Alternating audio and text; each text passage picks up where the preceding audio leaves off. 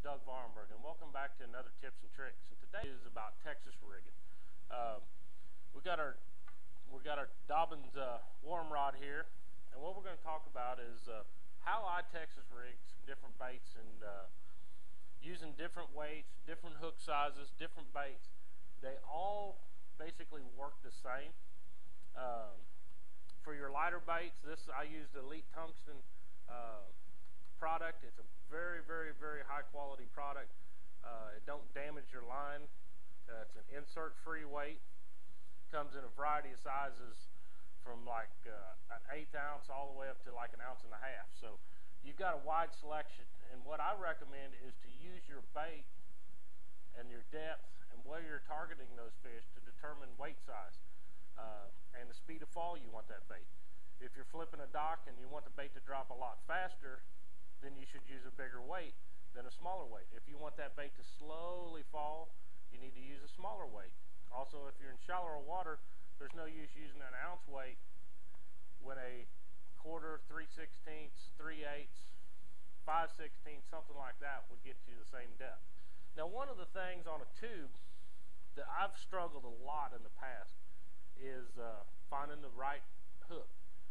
There's one thing about a tube is I like a real soft tube like this, the Boom Boom tube from Reaction Innovations. It's a very soft, pliable material. One thing it allows you to do is to fish that tube and not have to worry as much about your hook selection. You don't have to have a real super wide gap hook. Fish hits the hook before he even gets on the bait, spits it out. This allows me to use a worm style hook. This is a regular 5/0 Mustad worm hook. You can use the peg sinker. You can use the free floating. A lot of times on a tube, I like that free floating because they're darting around. And you can take this hook, do the same thing. One thing I like to do with a tube, since it's bigger, is start sliding my bait downward first.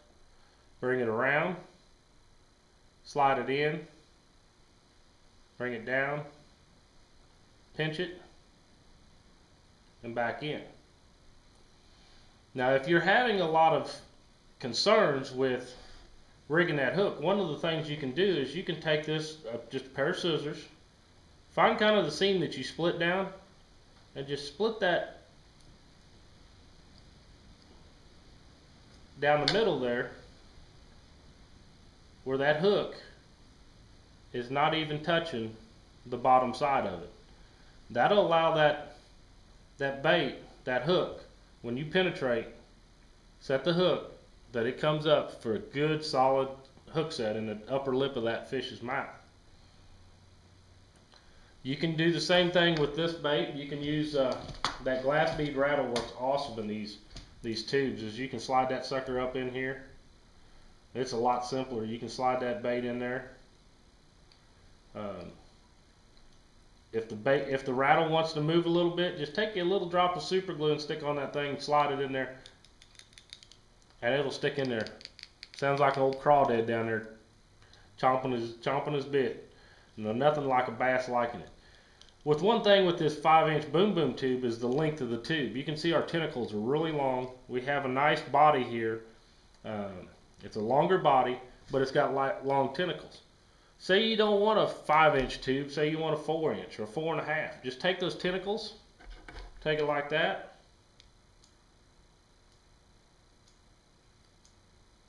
chop them off, and you got a little short tube. That's basically the 4-inch Boom Boom tube is just an inch cut off. So you just cut your little chunk off there, and you've got a 4-inch tube versus a 5-inch tube. Now, one of the things we were talking about, big worms. This is one of the things I really like to do. Throw a big paddle tail, throw a big ribbon tail. One of the things I've learned is if you take your 5/0 hook,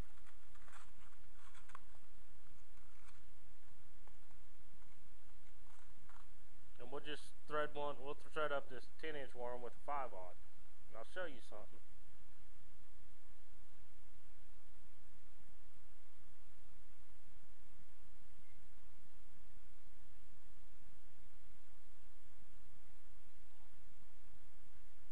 You've got a lot of bait and a little bit of hook. The problem is that fish comes in, he's got to come all the way up to here. If he comes to right there, you didn't catch him. If he comes from head first, yeah, you've got an opportunity. But a lot of times these baits are dropping down and these fish are suspended, and they come in and they attack that fish from behind. They've got to wad that worm up. But one of the things you can do, and that's one thing I like about this paddle tail here, is it's got a real thin taper down through here and a short body. That gives this tail a lot of action, but you don't have as much worm to wad up compared to this big ribbon style tail. This thing, that fish has got to wad that whole thing up to get it in his mouth. This way, he can just hit that thing, and this is the only part that's really more solid, so it's going to be a lot easier for him. Now, one of the things that I found is using an 11-aught hook. If you look at an 11-aught hook, that sucker is a monster. Take that hook compared to this hook. Look at the length difference. It's almost another half as long. What that allows me to do is to take that bait, rig it the same way, but since it's got a real long shank here, I've got to push that bait down farther into the worm before I bring it out. So I push it in there, bring it in, spin my hook, put it on here, slide it back in, stick that little bit in there so the hook's point.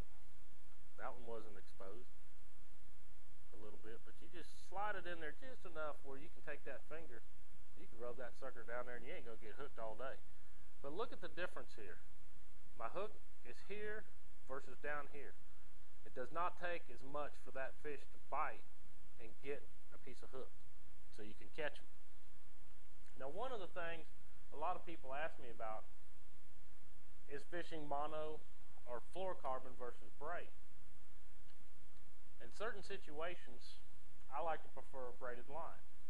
I've got, this is actually a piece of braid on my flipping stick, 8-foot Dobbins flip and punch stick, braided line. But the thing is if I was fishing in clear water, I don't have the confidence to throw a solid colored line in there because of water clarity. That's where I would probably go to a mono or more likely throw a fluorocarbon.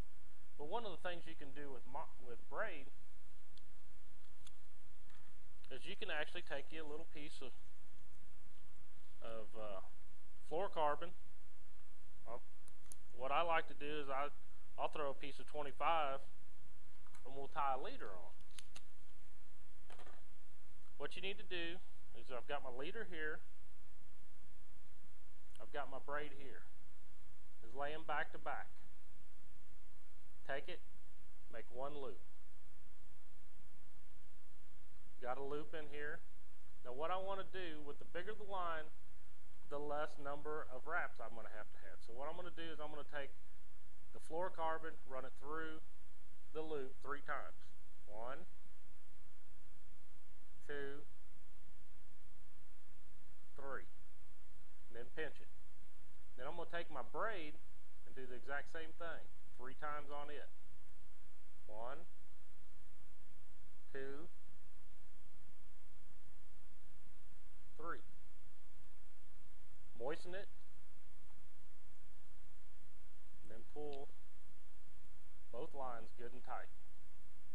That'll tighten up your knot. If you really want to firm it, just put your pair of pliers on here. I use my teeth sometimes. Probably my dentist loves me for that. And then a good pair of scissors, cut that knot. Now you have a leader that you can get more abrasion resistance here. Braid is not very abrasion resistant if you're flipping rocks, stumps, logs, that type of stuff.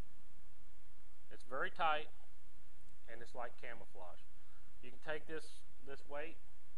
For example, we'll go to a punch I'll show you how to do a punch skirt.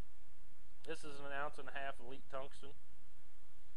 I can take that weight, slide it on here. And a punch skirt, basically just take a jig skirt, is what I use. Got a hole through it. Slide that line through the hole into my up to next to my weight. And what I'll throw is like a little sweet beaver here. So I've got a little hook here. We'll do our little polymer knot again.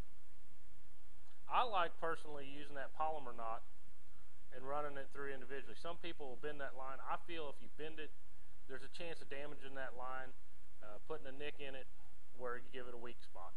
It don't take that much longer to just put it through, moisten it, slide it down,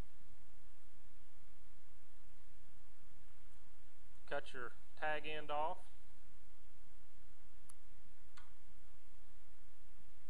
take your bait, slide your hook in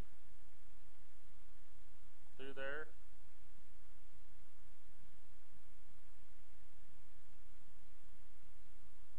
back through there, expose it, grab your bait, and you've got a punch. You got a punch jig. The weight's allowed to move up and down. You could put a bobber stopper on it if you didn't want it to slide as much. The weight's only going to slide till you're not here.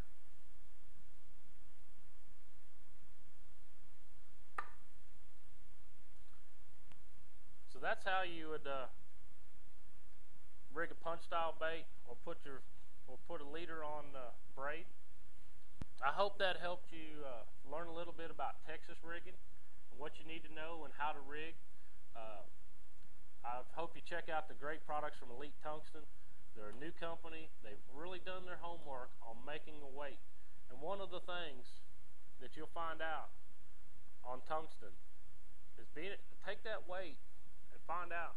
Just turn that thing into 90 degrees and slide it down through there and see if it damages your line.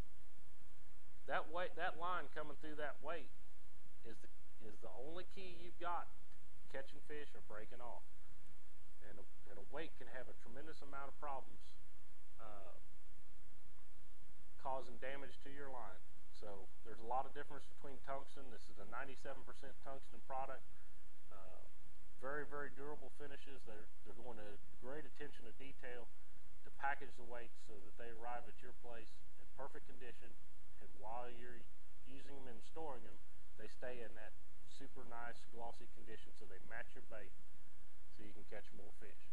I hope that helped you, and tune in next time to more tips and tricks from Doug Vahrenberg.